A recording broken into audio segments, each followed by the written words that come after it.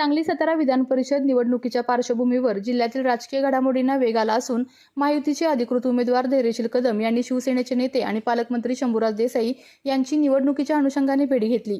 या भेटीदरम्यान निवडणुकीच्या रणनीतीबाबत दोन्ही नेत्यांमध्ये चर्चा झाली।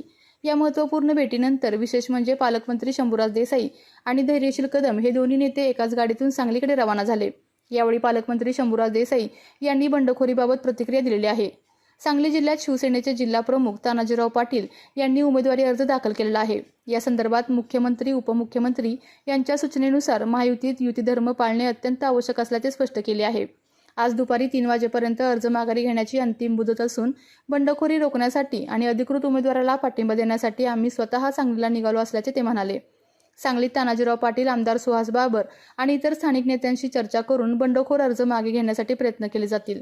शिवसेनेकडून युती धर्माचे काटेकोरपणे पालन केले जाईल अशी ग्वाहीही त्यांनी दिलेली आहे।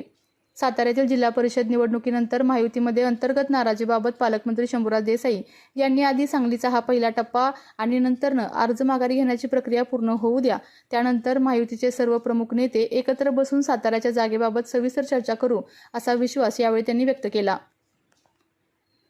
सांगली साताराच्या बाबत जे काही आता शेवटचा दिवस अर्ज काढण्याचा आपले उमेदवार देखील या ठिकाणी सांगलीमध्ये आहेत, तर त्या अनुषंगानं कशा पद्धतीनं आता पुढची रणनीती असणार आहे? कारण शिवसेनेचे प्रमुख सांगली जिल्ह्यामधले माननीय तानाजीराव पाटील साहेबांनी अध्यक्षांनी त्या ठिकाणी अर्ज भरलेला आहे।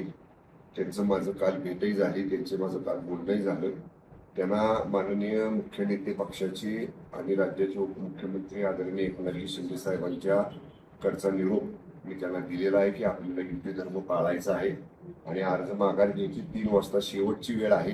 त्याच्यासाठीच मी आता सांगलीला निघालेलो आहे। मी स्वतः तानाजीराव पाटील साहेबांना भेटेन, आमदार सुहास बाबर तिथे आहेत त्यांना भेटेन आणि युती धर्म पाळायचं काम शिवसेनेकडून केलं जाईल।